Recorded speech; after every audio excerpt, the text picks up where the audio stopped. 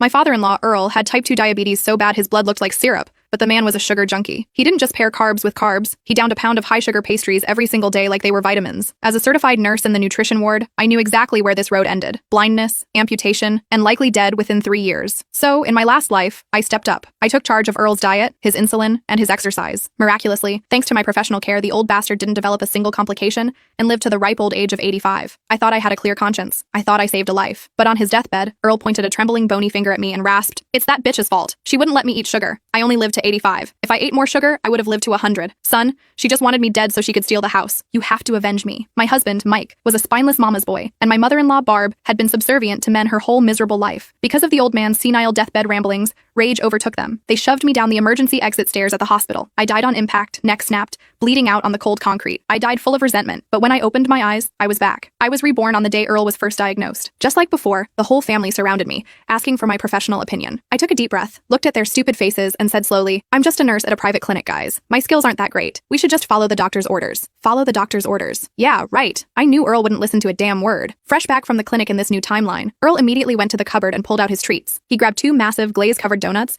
and shoved them straight into his mouth. "Doctors are all liars and crooks just trying to scam us for money," Earl mumbled through a mouthful of dough. "Saying my fasting glucose is 200. Saying I'll go blind or lose a foot. Bullcrap. Do I look sick? I feel fine. I am absolutely not staying in a hospital and I ain't taking no pills." He shook his head arrogantly, then grabbed a mug of whole milk Barb had loaded with extra sugar. Earl chugged a huge gulp. I watched him, self-righteous and doomed, and let out a cold, silent laugh inside. His blood sugar was a ticking time bomb. The complications were inevitable. The fact that he didn't feel symptoms yet was just God giving him enough rope to hang himself. In my last life, I would have slapped the donut out of his hand. I would have preached about glycemic index and insulin resistance. But after dying like a dog, I wasn't going to waste a single breath. "Sarah, honey, aren't you a nutrition nurse? Tell him what's what," Barb chirped. It was deja vu. The same scene. "Blood sugar. Sounds like a made-up term to scare folks," Earl scoffed, shoving a cinnamon roll into his face, his cheeks puffing out like a greedy hamster staring me down. Thinking about his syrup-thick blood, I swallowed hard. I swallowed my advice right along with my spit. "Dad," I said, putting on my best innocent face. "I mean, I did study nursing, but I'm not a specialist in diabetes. Honestly, sticking to what the doctor said is probably best, but you know your body best." I exhaled, relieved. I had just strangled the tragedy of my past life in its cradle. Last time I rushed forward, patted his back, and literally caught the chewed-up pastry he spat out. I gave a PowerPoint presentation on death and decay. Even though he didn't believe me then, the doctor and I forced him into submission. I quit my job. I stayed by his side 24/7. Earl had a nasty temper. When the sugar withdrawal hit, he smashed things. Once, he threw a heavy glass ashtray at my head because I hid the cookies. I almost passed out from the blood loss. "You're torturing me on purpose. I'm gonna make Mike divorce you," Earl would scream, standing on a chair with newfound energy thanks to my diet plan. Mike and Barb hated me too, constantly whining, but they feared the doctor's bills, so they listened. I heard Barb whisper to Mike more than once, "Look at that wife of yours, torturing your poor father at his age." Back then, I ignored it. Now I realized the knife had been at my throat the whole time.